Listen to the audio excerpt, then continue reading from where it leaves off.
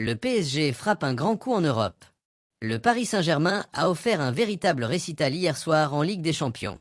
Les hommes de Luis Enrique ont écrasé le Bayer Leverkusen 7-2 sur sa pelouse, signant ainsi la plus large victoire à l'extérieur de l'histoire du club dans la compétition.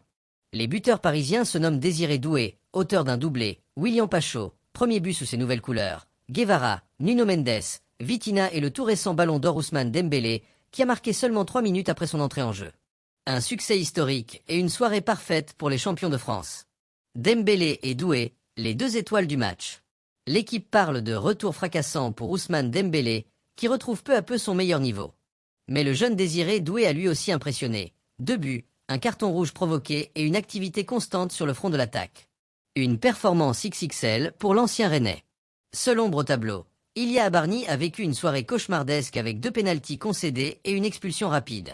Heureusement, la puissance offensive du PSG a tout effacé. En conférence de presse, Dembélé a parlé avec sérénité. « Je me sens bien, je retrouve mes sensations.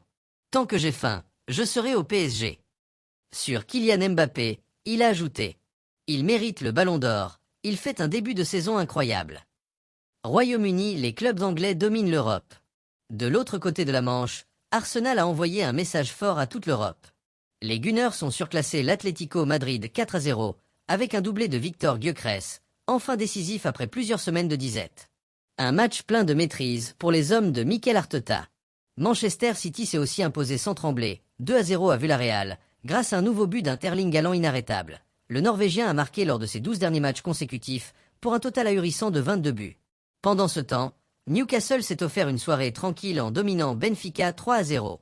La série noire continue pour José Mourinho, toujours à la peine avec le club lisboète.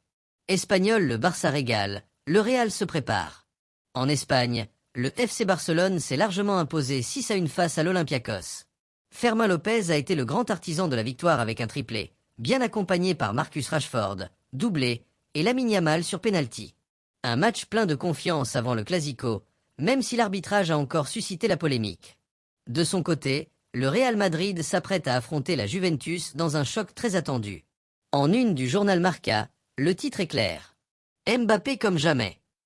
Et pour cause, le Français réalise le meilleur début de saison de sa carrière, avec 15 buts en 11 matchs. La Juve d'Igor Tudor, en crise de résultats, espère inverser la tendance grâce à un plan anti-Mbappé spécialement préparé pour l'occasion. Français, les clubs français en mission. Ce soir, l'Olympique de Marseille se déplace à Lisbonne pour défier le Sporting. Les hommes de Roberto de Zerbi surfent sur une série de 5 victoires consécutives et arrivent en pleine confiance. De son côté, l'AS Monaco reçoit Tottenham dans un match crucial. Le coach Sébastien Pocognoli a annoncé une bonne nouvelle. Paul Pogba a repris l'entraînement collectif. Un retour attendu avant ce choc européen. Italien, l'Inter en pleine forme, Naples en crise.